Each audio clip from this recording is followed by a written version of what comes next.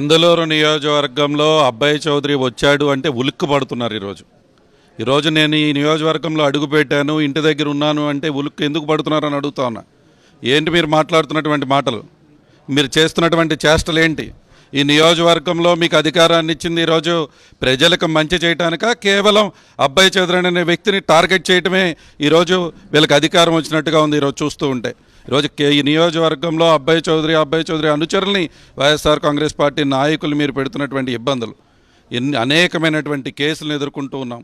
అనేక విధాలుగా ఈరోజు భయభ్రాంతులను గురి చేసేటువంటి ప్రయత్నాలు చేస్తున్నారు. అనేక విధాలుగా ఆస్తులు నష్టం కలిగించేటువంటి ప్రయత్నం చేస్తున్నారు. ఇది మరో కొత్త డ్రామానా నువ్వు? ఏంటి బీసీలకు ఇచ్చినటువంటి పాలకెన్లా 230 పాలకెన్లు ఉంటే ఏమవుతుందో ఉన్నాయి. అది నీ 14 నుంచి 19 వరకు ఉంటే అది అధికారులు 19 నుంచి అధికారంలోకి వచ్చాక ఎవరైతే రిజిస్టర్ చేసుకున్నా వాళ్ళకి ఇచ్చారు. దానికి అబ్బాయి చౌదరికి ఏంటి సంబంధం?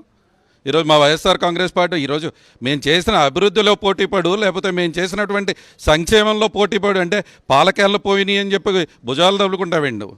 ఎవరికి సంబంధం వాటిలన్నిటి గురించి కూడా? మీ ప్రభుత్వంలో నువ్వు తెచ్చుకుంటే నువ్వు ఎవరికి ఇద్దామనుకున్నావో, పోతే మాకేంటి సంబంధం?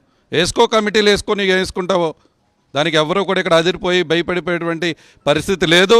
ఈరోజు బీసీలు కానీ అందరికీ కూడా న్యాయం చేసినటువంటి ప్రభుత్వం మా ప్రభుత్వం. ఎక్కడైతే నువ్వు ఈరోజు ఆదరణ పథకం పెట్టానంటున్నావో అదే విధంగా అక్కడ ఉన్నటువంటి ఏఎంసీలో మేకా లక్ష్మణ్ ఒక బీసీ పెద్దల్ని ఈరోజు అక్కడ ఏఎంసీ చైర్మన్గా చేసినటువంటి ప్రభుత్వం మా ప్రభుత్వం. ఈరోజు ఎవరిని నిందిస్తూ ఉన్నావు నువ్వు అని చెప్పి ఈరోజు మిమ్మల్ని అడుగుతూ ఉన్నాం. ముఖ్యంగా ఈ నియోజకవర్గంలో ఉన్నటువంటి పరిస్థితులు అందరికీ కూడా తెలియజేస్తూ ఉన్నాం.